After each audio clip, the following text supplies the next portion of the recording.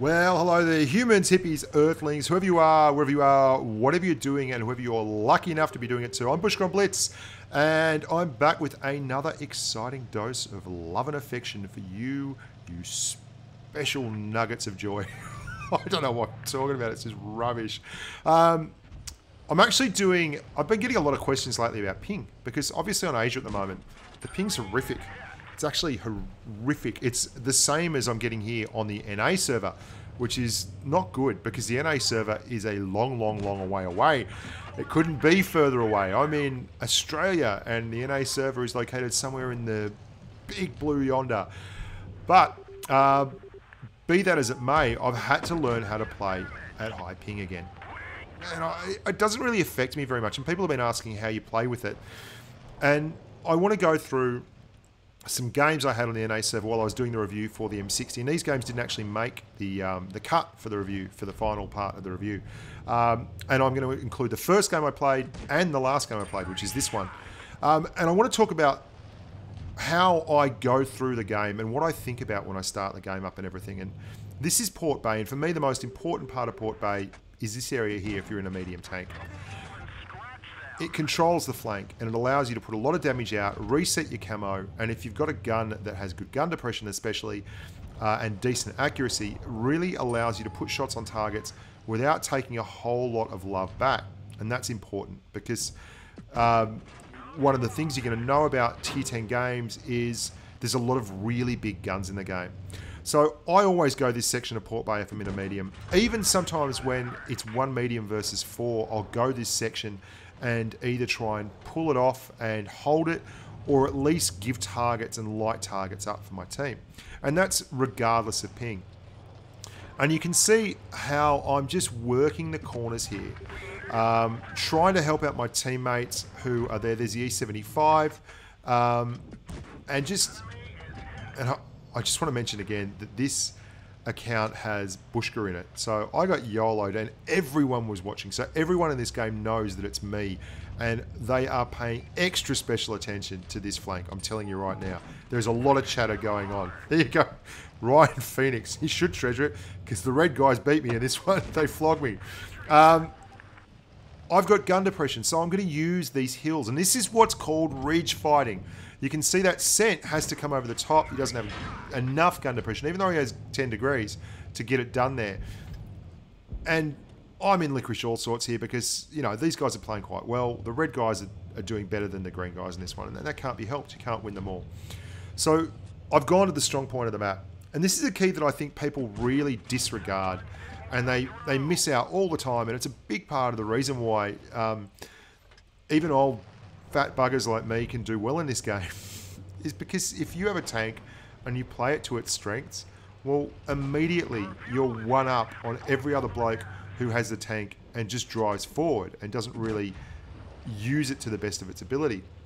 And the M60, for all its faults, and it does have some, has good gun depression, a nice dose of alpha, and an accurate weapon. And it's got decent mobility. So what I'm doing is putting it in a position to use those traits. And it doesn't mean you're going to win all the time. What it means is that you're going to basically do the best you can do with the tank. And that's what I'm doing here. In this E75, he doesn't have the ability to DPM me down. He doesn't have the ability to move quickly. What he has is 3 reds on his side versus me. And they're all looking at me. That E100, the E75, they know exactly who I am. And they are not going to give me an even break. And he's doing a really, really good job. Ryan Phoenix would die if I showed this. Well, I showed it, Ryan. I showed you winning, and that's me. And I'm going to get a shot on the E75. I miss. I set up my next target. There's 4 on 1. I've got no chance, but I am going to take out this Scent 7 on 1 before I get swamped and donked. There you go. It's a good tank. It's not impervious, but it's a good tank. You know, and we do 3,700 or whatever. Costs us a lot. It's a typical tier 10 tank. It's not going to make any money for you. My aim there was to control the flank, and I did that to the best of my ability. Not well enough in the end, but I'm not perfect. My aim here is very different. Now, I play with Supremacy on at all times now. On both accounts on Asia and on the account on EU and on the account on NA, on both accounts on NA. And the reason I do that is quite simple, because supremacy is part of the game. And everyone that plays has a different preferred play style. And as such, I want to be able to cater to a bigger and wider audience. And I want people to actually see it. I still love Canyon. I can't get over how good Canyon is. But supremacy, there's a big aim here. That's to cap. And cap points get you the win.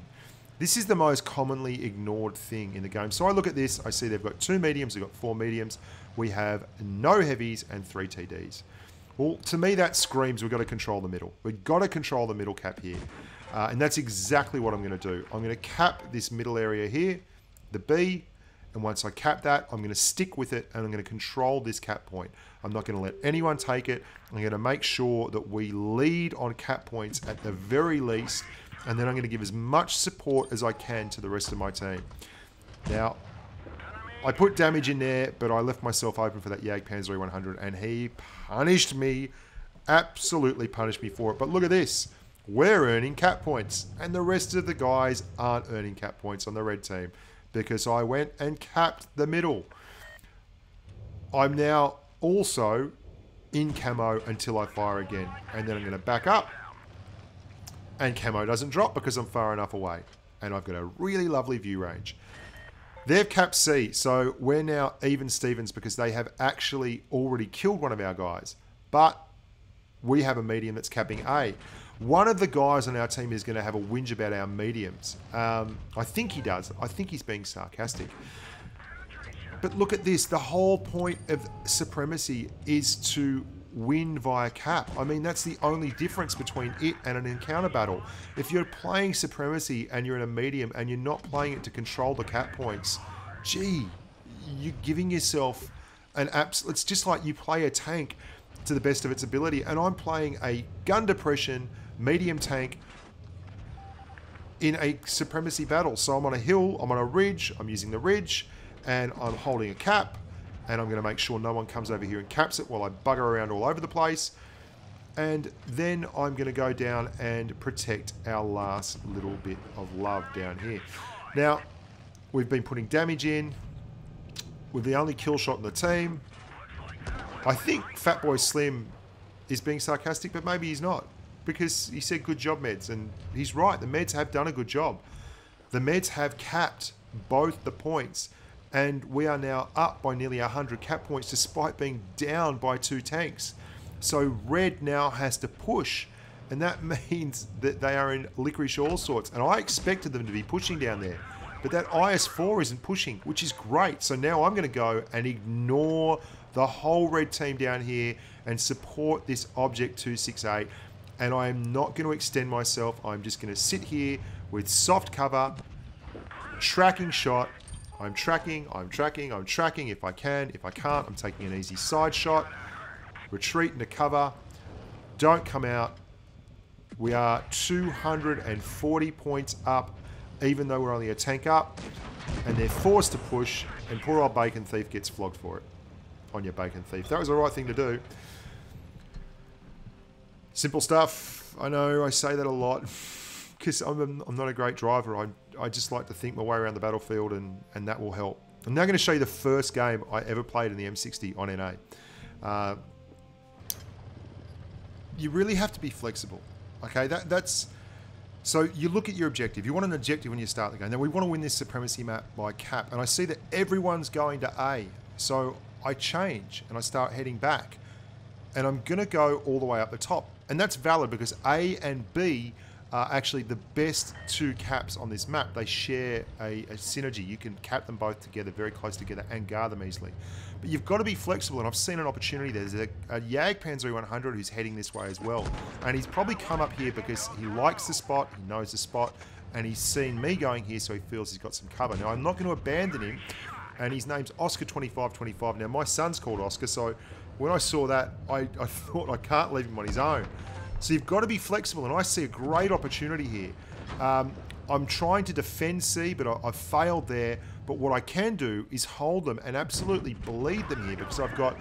look at what that Jagdpanzer E100 did to that M60. Oh my goodness, he got absolutely obliterated. Not M60, sorry, M48A1. That was pretty scary. You wouldn't want to be driving sideways again, would you?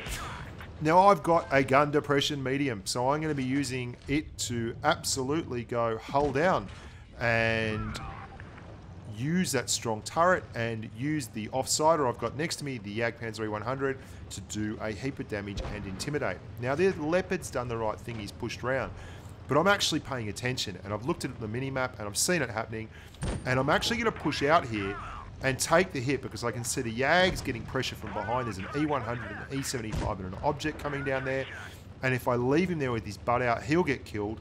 And it's easier for me to lose a hit, lose a shot and take a hit than it is to lose that Jagdpanzer altogether.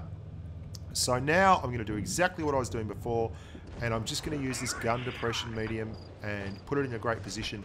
Now this has worked out a treat. The team has played really well. They've pushed the top of the hill. They've capped both A and B. We've held a bunch of tanks here and put heaps of damage in. And they're now coming around through the top. They're going to recap C, or at least be in the vicinity, and clean up the rest of these guys. And we're going to win this well before we get a chance to kill all the Reds. And that's a bit of a pity because I was actually loving this tank a lot. This is the first time I've had a really serious game in it. First time I've ever played it on an iPad, and I think it's fantastic. And Oscar 2525, my Jagdpanzer mate here, and I had a great old time up the top. So you've got to be a flexible tank as well. You've got to use, especially if you've got speed like you do in a medium or a light, you've got to be flexy. You've got to be able to adapt really quickly and see opportunities on the battlefield. And that will come with experience. Don't sweat. That will absolutely come the longer you play.